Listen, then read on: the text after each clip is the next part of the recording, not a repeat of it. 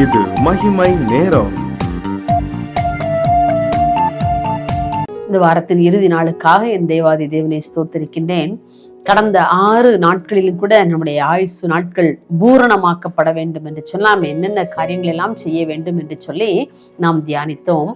இந்த இறுதி நாளிலே நாம் என்ன செய்ய வேண்டுமாம்? பெற்றோரை கனம் பண்ண வேண்டும் என்று சொல்லி நமக்கு வேதாகமம் சொல்லிக் கொடுக்கின்றது. எபேசியர் 6ஆம் அதிகாரம் 2ஆம் 3ஆம் வசனத்தில் வாசிக்கிறோம்.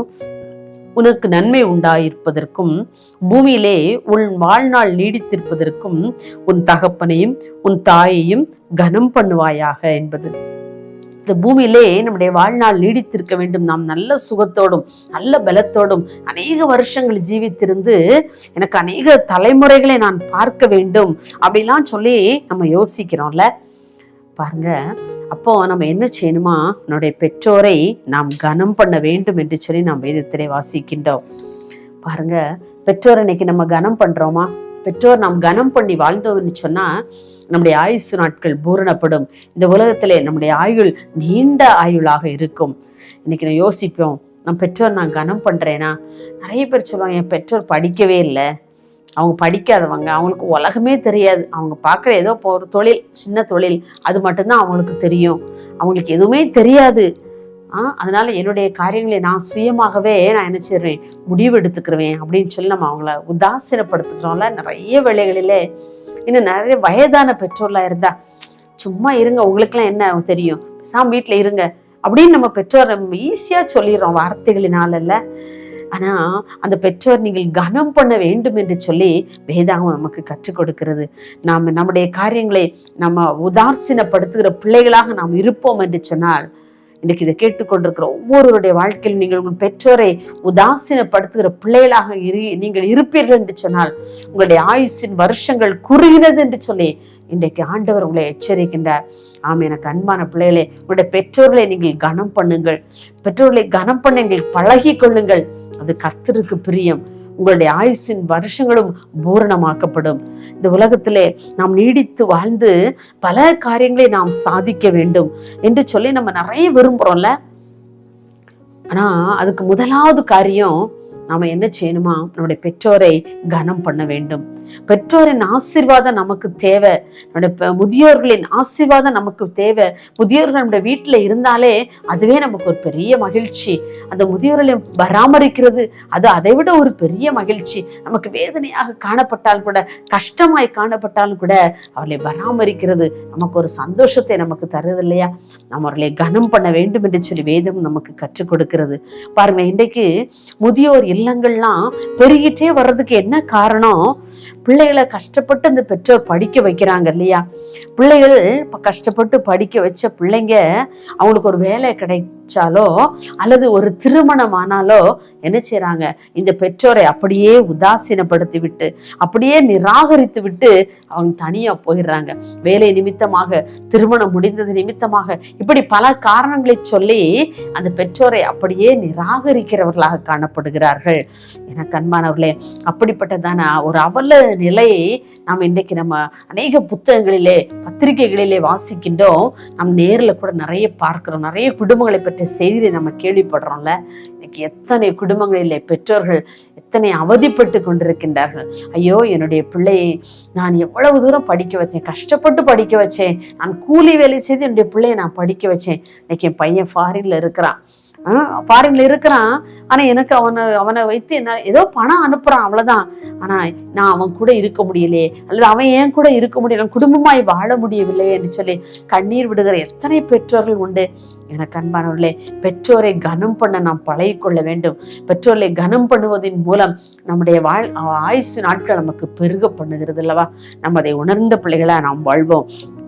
இயேசுவை நினைச்சுக்கோங்க, அவருடைய வாலிப வயதிலே பாருங்க, அவருடைய மரண தருவாயிலே இன்னும் சில நேரங்களிலே தான் மறிக்க போகிறோம் என்று உணர்ந்த இயேசு தன்னுடைய தாயை நோக்கி பார்க்கிறார். அந்த தாயை அழுது வடிந்த முகத்தோடு, ஐயோ, என்னுடைய மகனுக்கு இத்தனை வேதனைகளை என் மகன் சிலுவையில் அனுபவித்துக் கொண்டிருக்கிறானே, இந்த உலகத்துக்காக அவன் படுகின்ற பாடுகள் எத்தனை என்று சொல்லி கண்ணீர் சிந்தி ஏங்கி நிற்கிற அந்த தாய்க்கு பார்த்து வேதனைப்படுகிறார் அவர். ஐயோ, என்னுடைய தாயை நான் நிற்கதியாக ஒரு அவல நிலையில நான் விட்டு வந்திருக்கிறேனே, என்னால் சிலுவையில் இருந்து இறங்கி ஓடி சென்று என்னுடைய தாயை அரவணைக்க முடியவில்லை என்று சொல்லி தன்னுடைய அன்பாய் இருந்த சீஷனிடத்திலே தன்னுடைய தாயை ஒப்படைப்பதை நாம் பார்க்கிறோம் இல்லையா? நம்ம ஒவ்வொரு வருடமும் நான் பெரிய வெள்ளிக்கிழமைகளிலே இந்த வசனத்தை குறித்து நாம் தியானிப்போம் இல்லையா? சீஷனே அதோ உன் தாய், ஸ்திரீயே அதோ உன் மகன் என்று சொல்லி பாருங்க. தன்னுடைய அந்த நிலைமையிலும் கூட தன்னுடைய தாயை, சரி நாமளே மறிக்க போறோம், சரி அம்மாவை யாராவது பார்த்துக்குவாங்க அப்படிங்கிற ஒரு எண்ணத்தோடு அல்ல, தன் பொறுப்பா தனக்கு அன்பா, நான் என்னிடத்துல எப்படி ஒரு சீஷன் அன்பா இருந்தானோ அதே போல என்னுடைய தாயை பராமரிப்பான் என்று சொல்கிற அந்த நம்பிக்கையோடு அந்த சீஷனிடத்தில் தன்னுடைய தாயை ஒப்பு கொடுத்தார் அல்லவா? அவர் நமக்கு ஒரு நல்ல முன்மாதிரியாக இருந்திருக்கிறார், ஒரு மாதிரியை வைத்து போயிருக்கிறார். பிள்ளைகளே, நீங்களும் உங்கள் பெற்றோரிடத்திலே இப்படி நடந்து கொள்ளுங்கள் என்கிற ஒரு அழகான மாதிரி நமக்கு வைத்து போயிருக்கிறார். அந்த மாதிரி நாம் பின்பற்றுவோம், நம்முடைய பெற்றோரை நாம் கனம் பண்ணுவோம், நம்முடைய வாழ்க்கையிலே நீண்ட ஆயுளை நாம் பெற்று வாழுவோம். பாருங்க, பெற்றோரை குறித்த கரிசனையோடு நாம் வாழ வேண்டும். அது மாத்திரம் இல்ல, யோசேப்புக்கும் பாருங்க, யோசேப்பு கூட தன்னுடைய பெற்றோரை குறித்த கரிசனையினாலே அன்றைக்கு பார்வோனிடத்திலே பேசுகிறான்.